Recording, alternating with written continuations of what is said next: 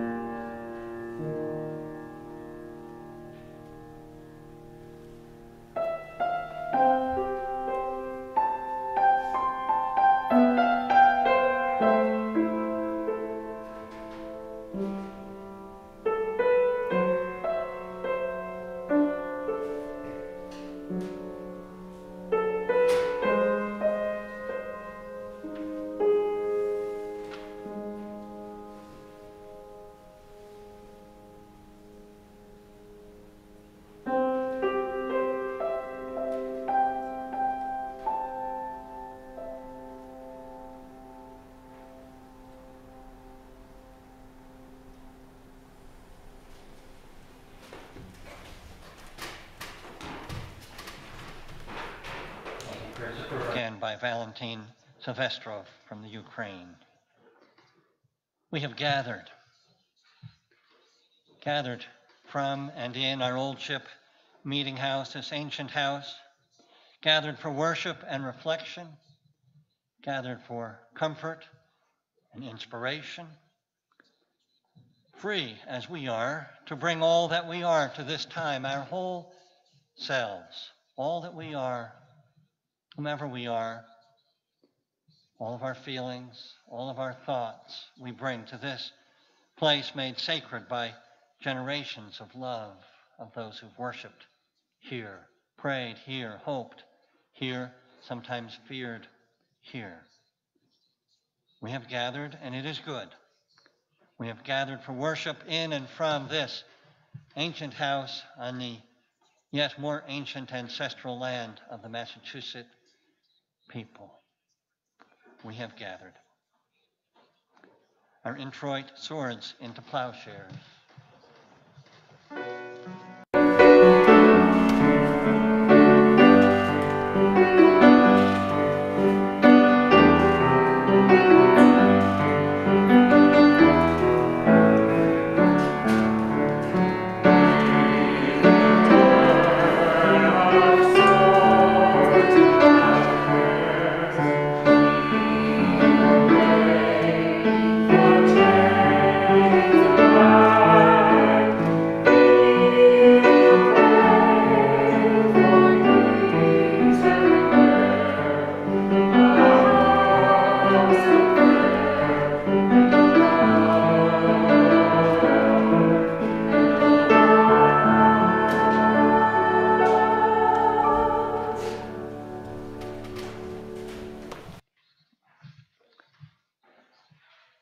I am our chalice lighter this morning.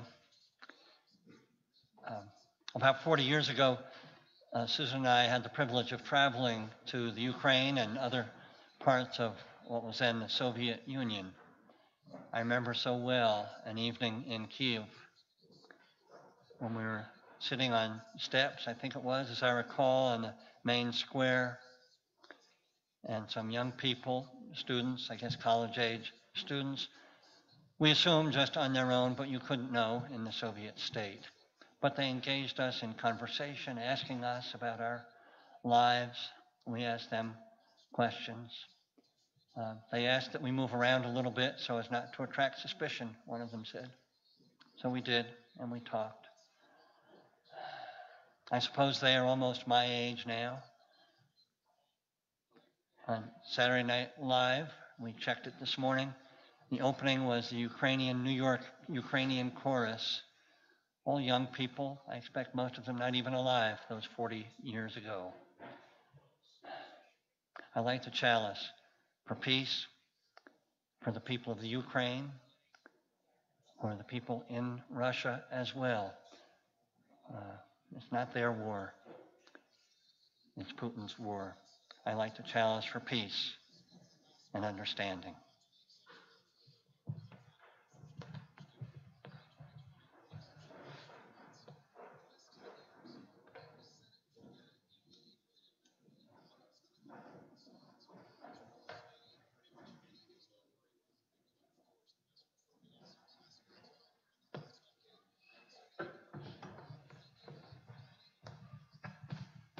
Our opening hymn is number 159 in your hardback book. This is my song. The tune is familiar, Finlandia. This is my song, number 159. Oh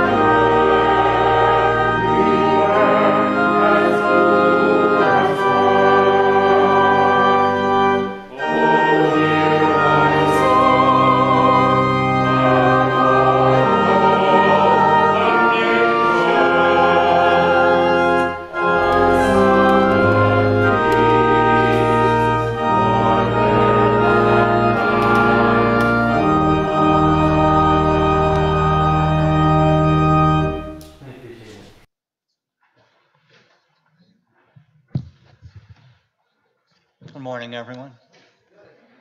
Welcome. Thank you, Eric. Can count on you. Good morning and welcome to worship at and from our Old Ship Meeting House. Good to see you all here and to see many others on the screen.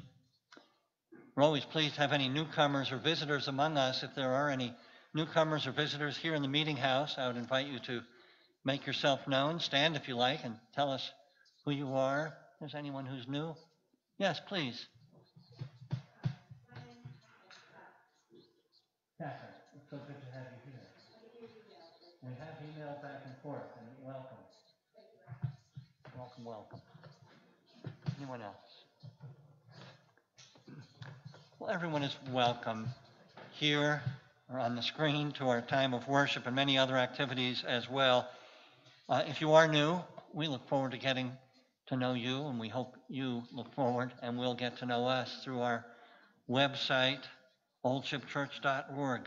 Again, welcome, and I neglected to tell you, if you are new, who I am. I'm Ken Reed Brown, the minister of the church, and my pronouns are he, him, and his. After the service today, everyone is invited to a time of fellowship. If you are an aficionado of the cold, you can enjoy one another's company outside, or we will open the fellowship hall today for no refreshments to drink and eat, but certainly for warmth and a time, again, to connect. And the Zoom link will stay open for those of you who are on Zoom for conversation as well during that time. We continue to be in the midst of our stewardship campaign, our pledge drive, the New Horizons pledge drive, and this morning we have another testimonial, this from David Murphy. David, thanks so much for saying a few words this morning.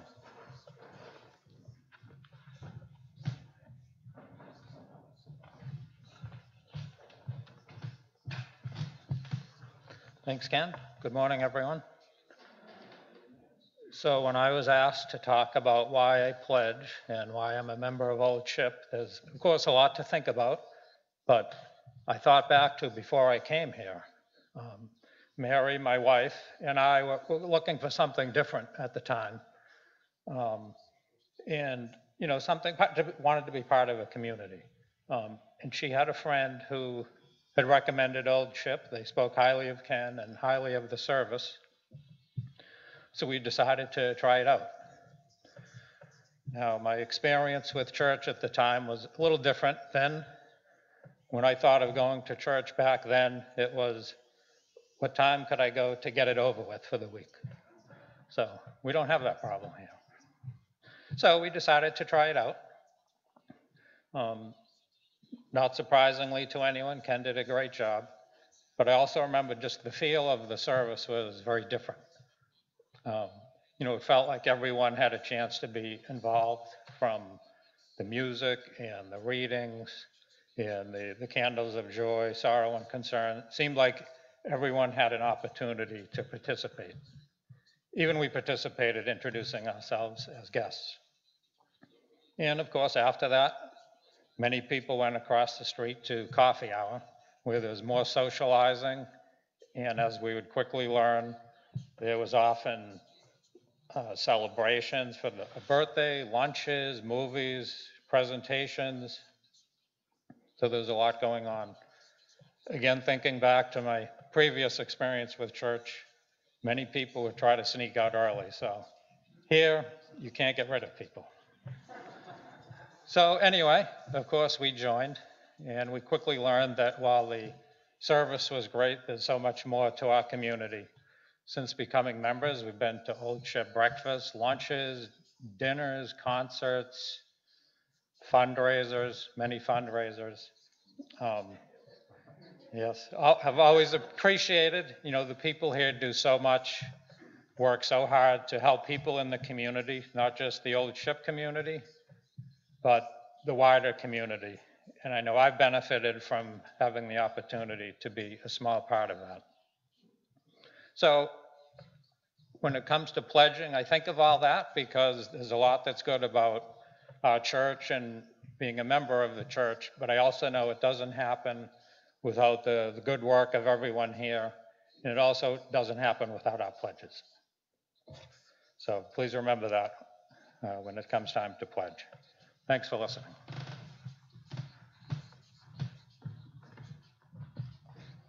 Well, thank you, David, very much.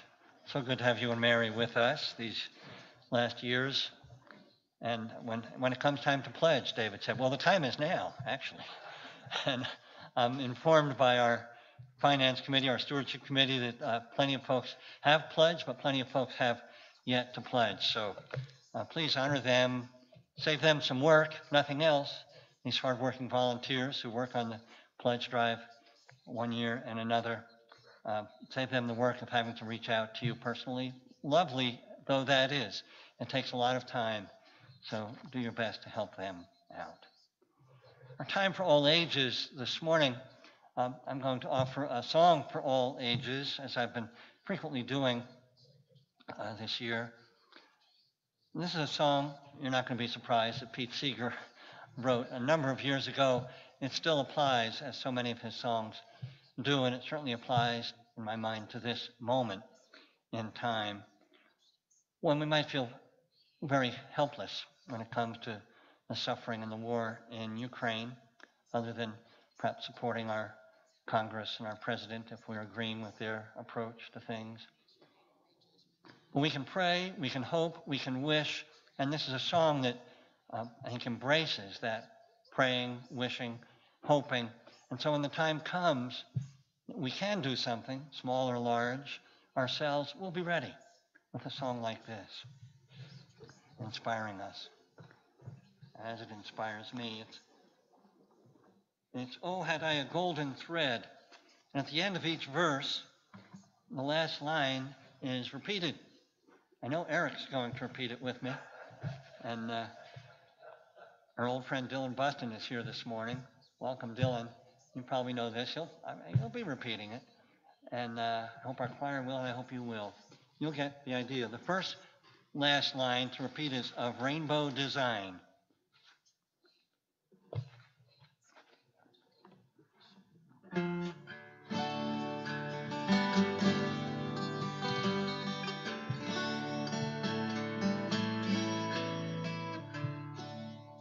Oh, had I a golden thread and needle so fine, I'd weave a magic strand of rainbow design, of rainbow design. Oh, I'm hearing you, thank you. In it I'd weave the courage of women giving birth, and in it I'd weave the innocence of children over all the earth, children over all the earth.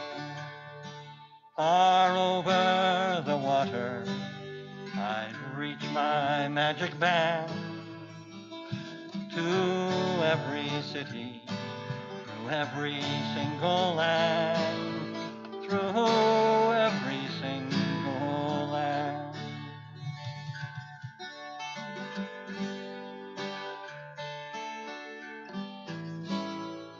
Show my brothers and sisters my rainbow design. Bind up this sorry world with hand and heart and mind, hand and heart and mind. Oh, had I a golden thread and needle so fine, I would weave a magic strand.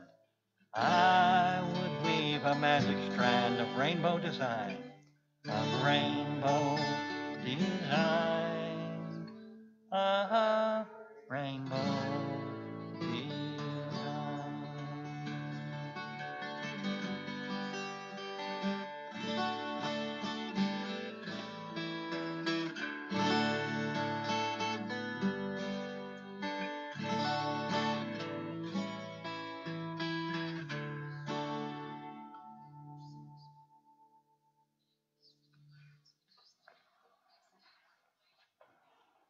Oh, we golden threads? Well, we do, my friends, have golden threads of hand and heart and mind.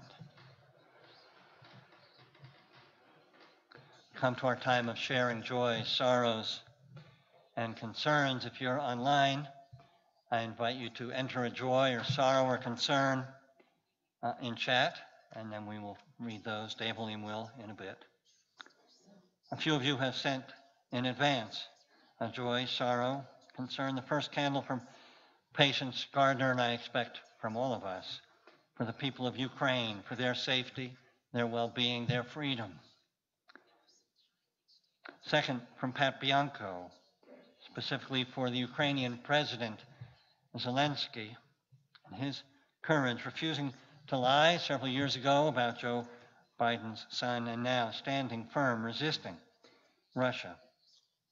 Pat, whose career was in the field of drama, as most of you know, theater, he says, when people ask me the positives of becoming actors, I can say that former actor Zelensky more than fulfills his present role.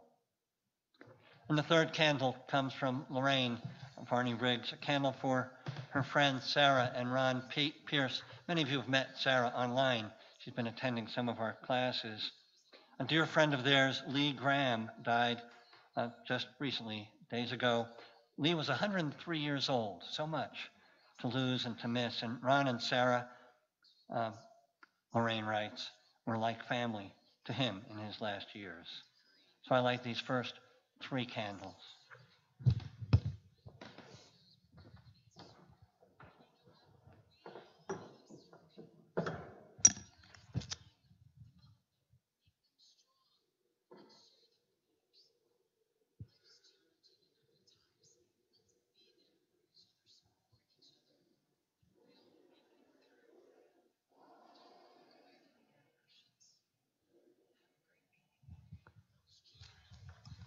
Anyone here in the meeting house? Yes, I see two hands in the back, way back, and then I can't tell with the mask. You have to tell me who you are. Mary, good, of course.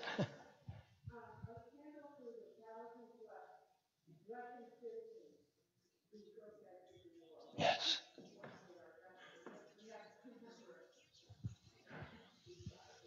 Yes. A candle for the thousands of Russian citizens who, at risk of arrest and perhaps worse, have protested this war. Thank you, Mary.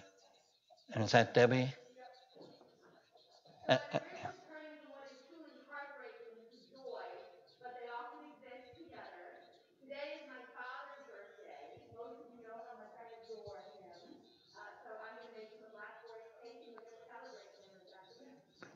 Wonderful. Candle to celebrate your father's birthday. We will all be there in spirit. Yes. Mary Lou.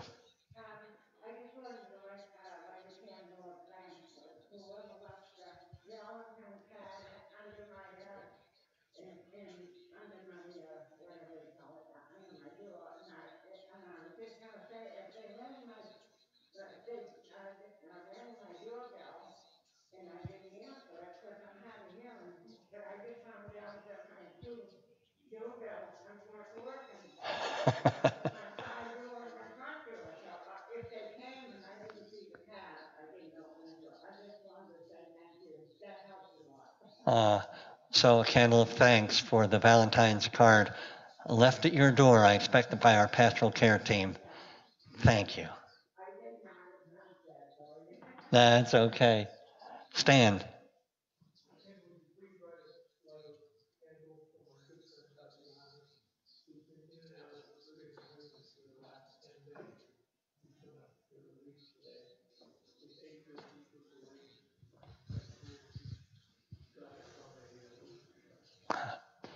So a candle of concern for your good friend who's been in the hospital and is released today with a serious heart condition. A candle burns for her. Stand. Way in the back. I can't see who it is again. Oh, Corey, of course. Yep.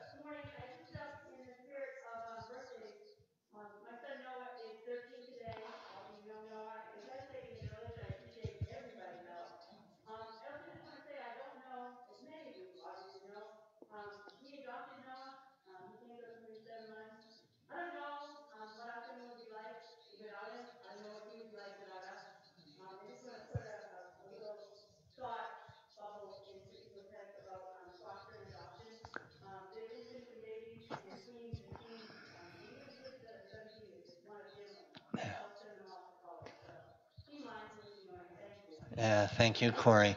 Wish Noah a happy birthday.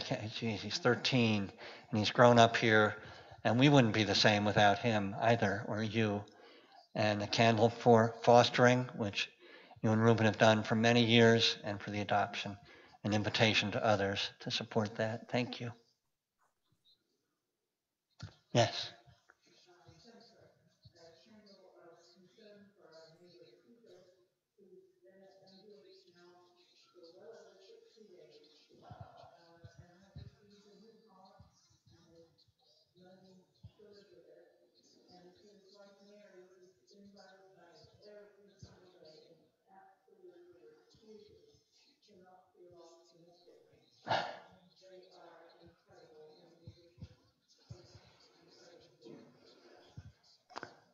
Thank you, Jennifer. A candle burns for your friend Peter in the hospital with a heart transplant for 60 days, and for his wife. And we will, along with his wife, as you say, think of nothing but success for him.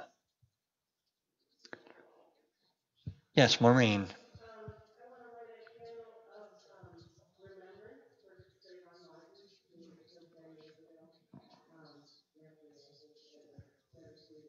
Yeah.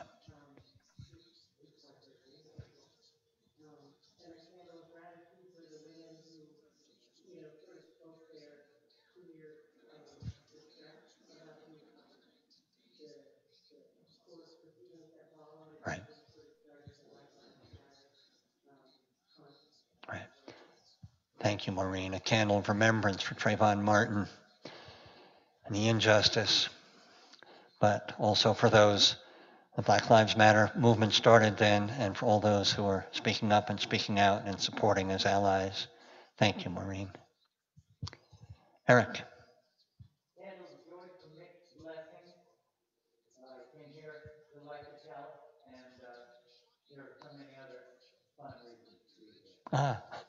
No one told me that, Eric. Karen told me nobody had agreed to light the chalice. You're on in a couple of weeks, I'm sure. Mixed blessings of being here for whatever reason. Daveline, are there any joys, sorrows, or concerns that have been written into chat? Yes, Ken, there are two. First, Gabe Millens offers a candle of joy to be visiting from First Parish of Norwell with several other church members. It is a joy to be here together. And Karen Schneider says her family of origin was from Ukraine when it was under Russian rule. Her family fled over 100 years ago in search of freedom and safety. And she asked that a candle of memory of her family that may have been lost in the revolution in World War II, and if there are any survivors in the Ukraine today from her family, that they may be safe. And that's it for the chat. Thank you, Daveline. So welcome to folks from Norwell. In fact, I had forgotten. Susan Shirley, your minister, told me you might be attending. Welcome. It's good to have you with us. I'm looking up at the camera. Very good to have you with us. And that candle from Karen, very moving, and we pray in all those ways, Karen. These candles burn as well for any joys, sorrows, or concerns deeply felt this morning within and among us, though they've remained unexpressed in words. We will sing our youth out. They're going to be making sandwiches for Father Bills today. Thank you for doing that. And if you make sure the door's open for others who are coming over for fellowship hour later, that would be great. We will sing you out. Oh, now in peace. Oh, now in peace. Let us take our lives around you everywhere you may go. Our anthem, Wake Me Up, Lord, our soloist, and Christopher.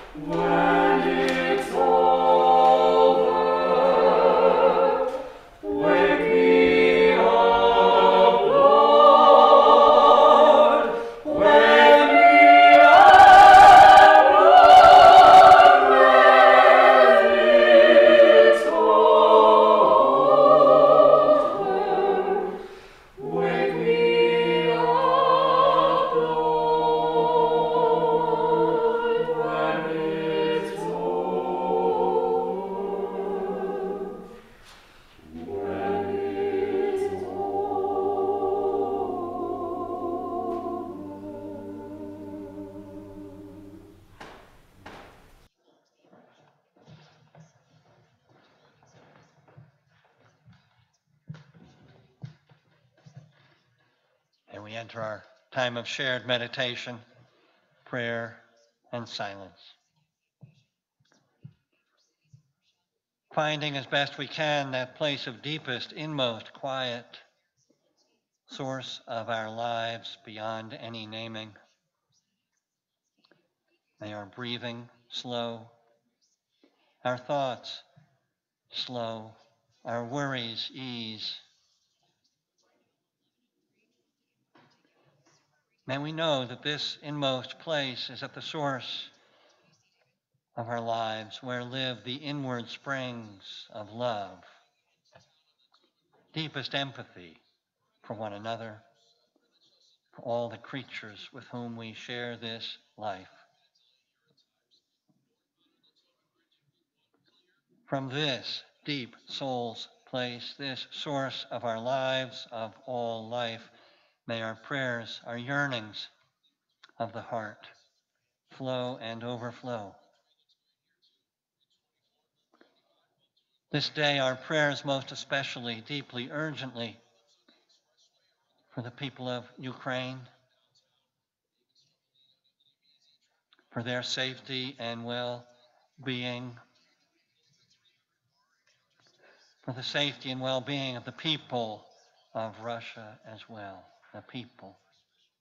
Prayers deeply, urgently, for peace, peace with justice and freedom.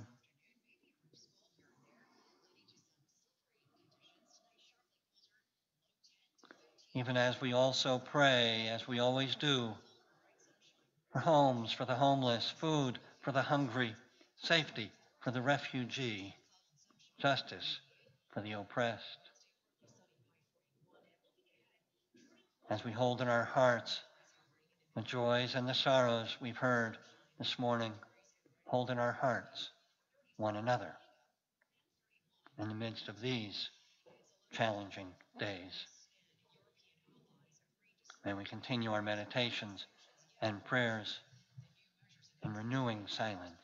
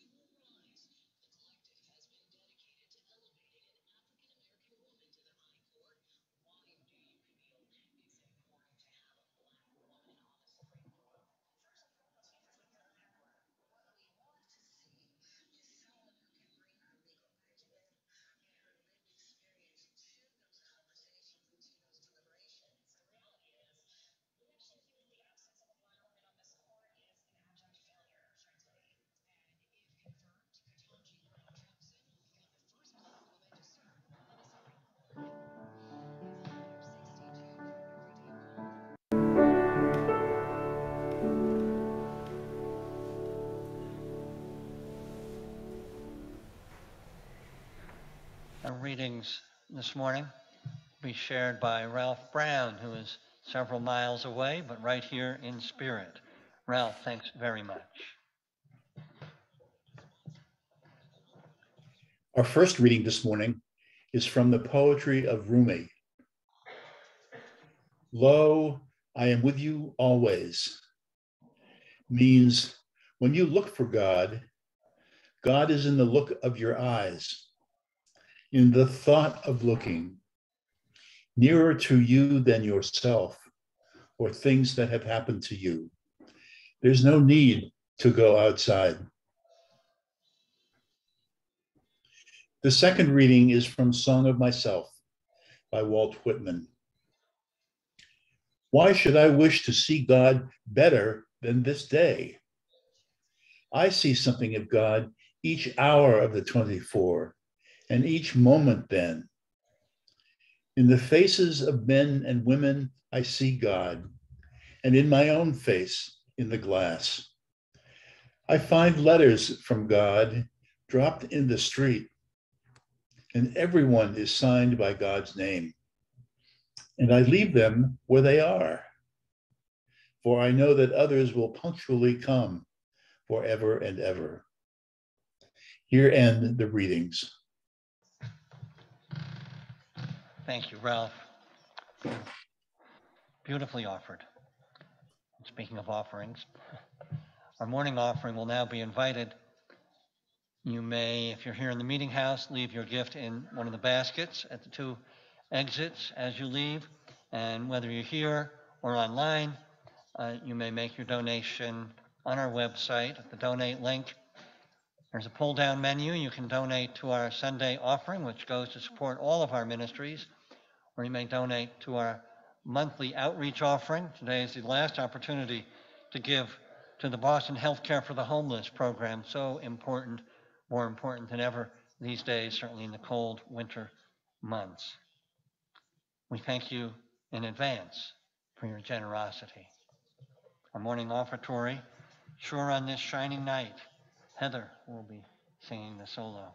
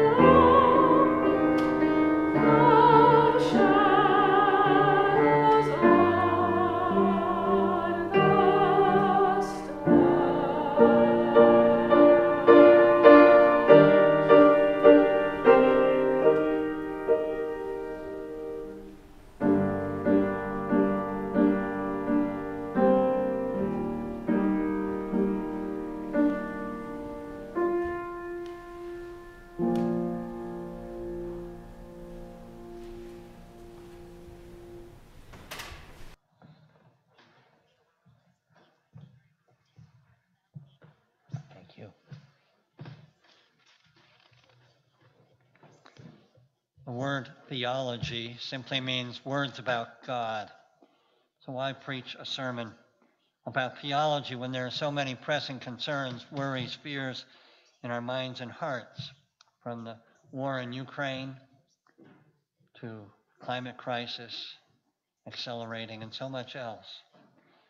Why, for that matter, why religion at all? Why do we gather here every week? Have we gathered for centuries? Why does someone choose to devote his life's work to religion? My short answer is this: because we intuit, I do anyway, that whatever else is going on in the world or in our lives, we need the moral grounding, the spiritual grounding and inspiration that the ancient wisdom of humanity offers, that our own heart's wisdom offers, and that we can perhaps touch, reach when we gather like this. The great souled one, Mahatma Gandhi, knew this and grounded all that he did in his beautiful life, in ancient wisdom, in his heart's wisdom. His affirmation of God as truth, capital T for him. Every day he grounded his life in this. It is said, the story goes, that when he died, when he was shot, 3 bullets in quick successions, and he fell, and as he fell, it is said, he uttered, Hey Ram, oh God, God, God. Whether true or not, it's undisputed that Gandhi made this his regular practice, particularly in his later years, of chanting the name Ram, one of the many names of God in Hinduism. He encouraged others to do the same. I wonder, in hearing this story about Gandhi and Ram, by the way, was one of the avatars of Vishnu, described as the perfect human being, perfect incarnation of Dharma, of the law. Everyone all right? What was that? Oh, okay. Perfectly incarnating the Dharma, Ram, the teaching of religion and religious leaders, all that Gandhi strove to incarnate, if you will, in his own life. So it makes sense that he would feel a special affection for Ram, this particular manifestation of the divine. Now, the story of Gandhi's chanting Ram in his very last moments has led me to wonder, what would I say in a moment of sudden, unexpected dying? What word would I speak? I fear to think what it might be. Other words come all too quickly to mind in the face of much more ordinary and trivial irritations and accidents. But could I train myself to have something higher or deeper at the ready at such a moment, rather than an exclamation of dismay at a moment of distress? My daily practice of chanting Ram or Krishna, Jesus, God, whatever word you choose, God by whatever name, might that then lead me to say such a word at my final moment? Yet at least, if not more importantly, the question is, might chanting the highest by whatever name, repeating silently over the course of a life, might it change the way I live, the way we live? Might it matter, in the meantime, change in some essential way, transform my soul or spirit, even my behavior? God by any other name. I remember a period of time when I was a teenager when for some reason we'd already joined a Unitarian, maybe this is why, we joined a Unitarian church, soon became Unitarian Universalist at the time of merger. But I had this wish for a while that I could feel a certainty around belief in God that I seemed to see in others. It eluded me. It has eluded me ever since. And it doesn't bother me so much anymore. Not much at all, actually. I no longer particularly wish for that certainty, since that's not whatever God is about, this word, it's not about something you can be certain of, as if it were another, certain in the way that we're certain of a mathematical equation or proven truth of science. It's a different kind of, it's not about certainty. To begin with, whatever else the symbol of God represents, it's not another thing in a universe of things, not another being just way bigger and stronger and smarter than all the other beings in the universe. No, indeed. It's got to signify whether God, Brahman, Tao, Great Spirit, God, it must symbolize something beyond words, beyond concepts, just pointed to like a finger pointing toward the moon. Now, how do the various religious traditions deal with this elusiveness of God's name? It's said that Hinduism has, beyond counting, hundreds of thousands of gods and goddesses, but the ancient wisdom of Hinduism is that they're all just windows into manifestations of the one. divine, inexpressible reality. The Buddha, another tradition of India, went to the other extreme, if you will, never refusing to answer questions about such matters. He said, I'm here to relieve suffering. That's what we should all be about, not to weave metaphysical speculation about realities beyond words and concepts. Anyway, Confucius similarly taught his followers not to think so much about God, metaphysical speculation, but to focus on training oneself, educating to become more fully human, by which he meant humane. And we can do some of that. The first lines of the Chinese text, the Tao Te Ching, many of you are familiar with it, say it in so many words. The Tao, the way, capital W, that can be spoken is not the eternal way. The name that can be named is not the eternal name. Judaism, quite simply, prohibits the speaking of the name God, acknowledging in this way that words are entirely inadequate. Christianity seems to speak the name God a lot, Trinitarianism and creeds and so on, but the deeper contemplative strands, mystical strands within Christianity have the same awareness.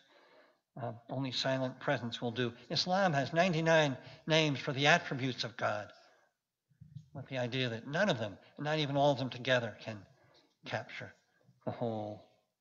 Instead, each is just another divine door, if you will, a finite door into the infinite. Well, where does all this leave us? One God, many gods, no gods? I think there's an old joke. Unitarian Universalists believe in one God at most. There are these days many so-called neo-atheists. Some of you, I expect, consider yourself to be an atheist, but the question that some colleagues of mine and I would ask is, so tell me about the God that you don't believe in. I probably don't believe in that one either. The guy in the clouds with the beard and so on? No, I don't think so. Zeus with the thunderbolt? No. The God who separates believers from unbelievers, some go to heaven, some go to hell? No, not that one either. So let's have a conversation about all this.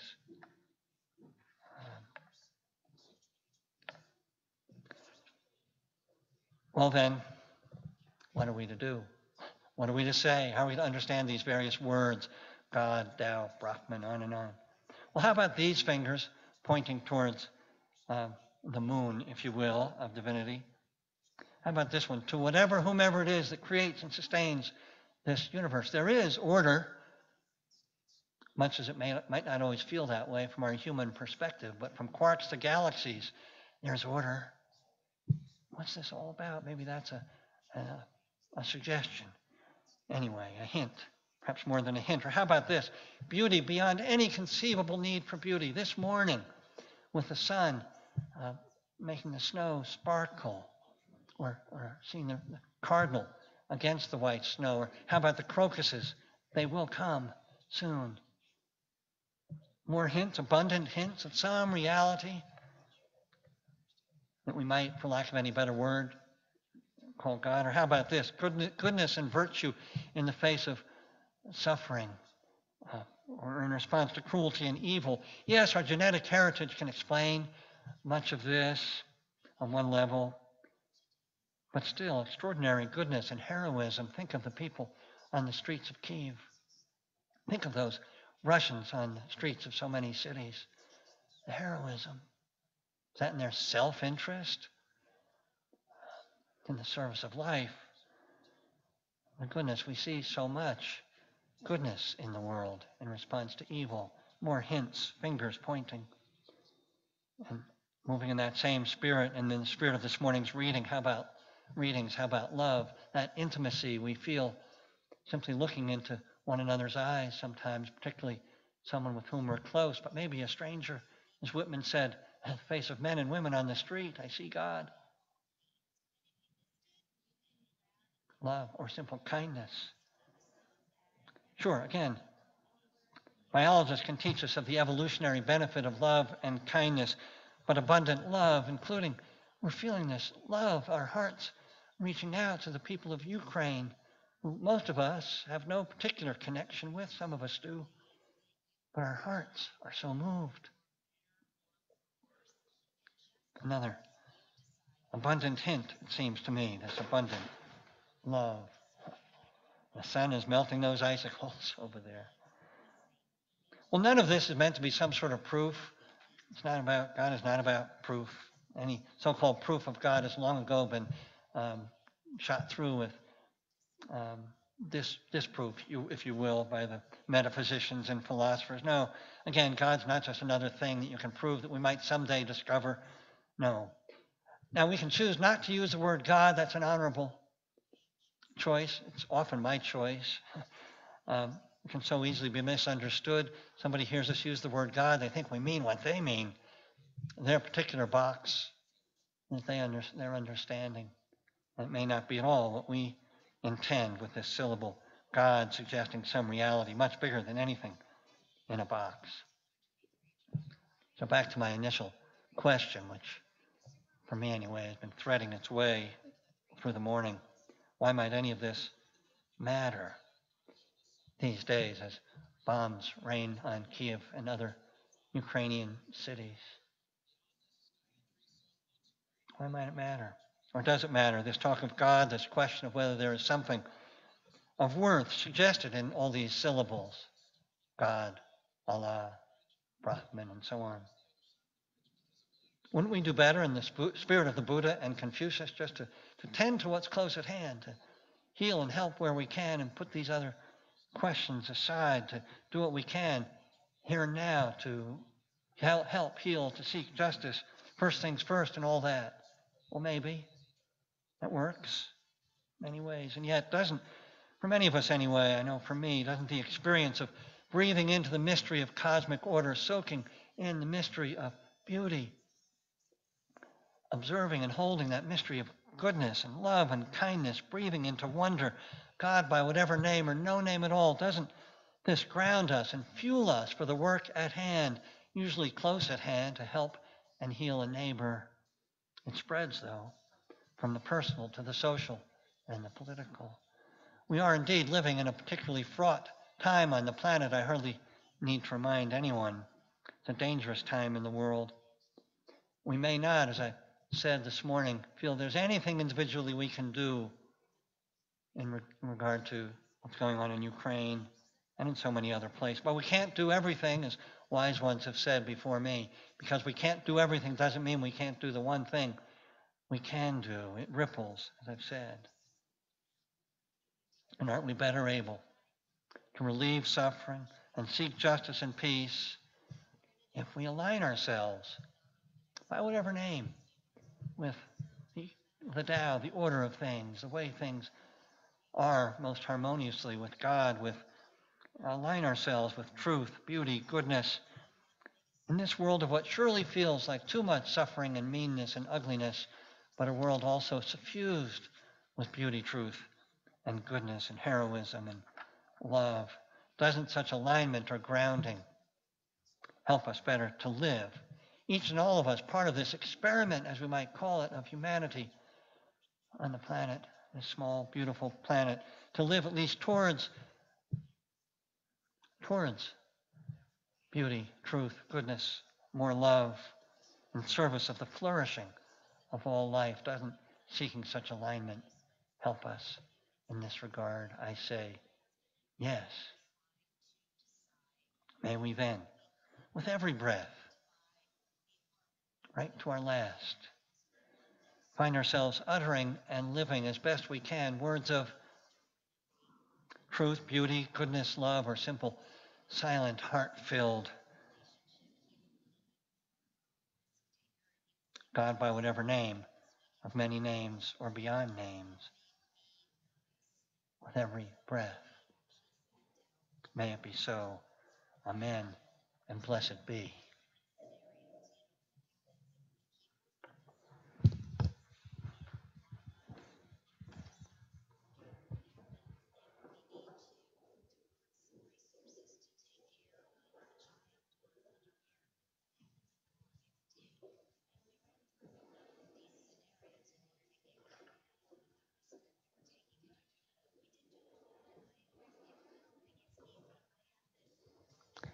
We extinguish these flames of love and concern, lit with one or another joy or sorrow or concern in someone's heart or in all of our hearts, we do not extinguish the love and the concern.